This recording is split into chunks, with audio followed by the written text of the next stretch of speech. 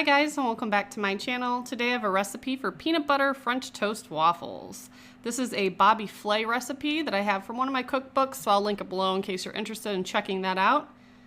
But I'm going to start with 5 large eggs, and I'm going to whisk them before I add in my other ingredients. I'm going to add in a cup of milk,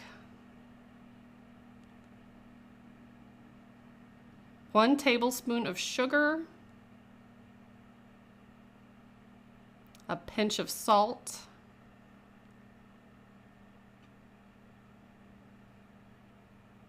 and a ½ teaspoon of vanilla extract. And then I mixed that together as best I could and set that aside for a moment. I'm also preheating my waffle maker as well.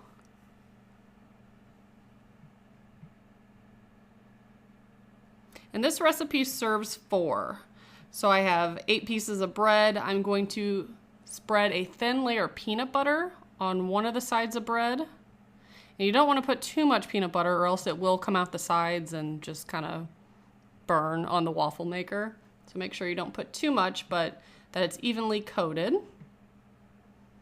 Once you have it on one side, you're going to press the other piece onto that. And then it said to soak the French toast for a few minutes on each side so it's really well saturated.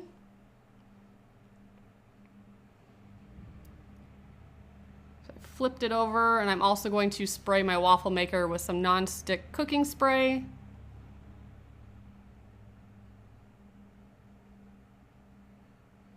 And once the French toast is done soaking, I removed it with a slotted spoon, that way the mixture could kind of fall through, so I didn't have much of an excess.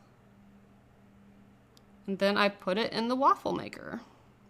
Takes about 3 minutes, and it says to lightly close it and add a little bit of pressure slowly instead of just slamming it shut and locking it. So I definitely did that. I just kept checking on it till it was how I wanted it to look. And I must say, this was pretty good and the kids enjoyed it, but I think it would taste way better if it was Nutella instead of peanut butter. I do love peanut butter, through and through, totally a peanut butter person. But I didn't really like the peanut butter and the syrup. So if you try this, try it with Nutella. I bet that would be awesome. I didn't have any in the house, or else I would have. But I topped mine with powdered sugar, syrup, and some fresh strawberries, and the kids loved it. So that's the recipe for this week. I'll have all the information below in the description box. And as always, thank you so much for watching. Bye, guys.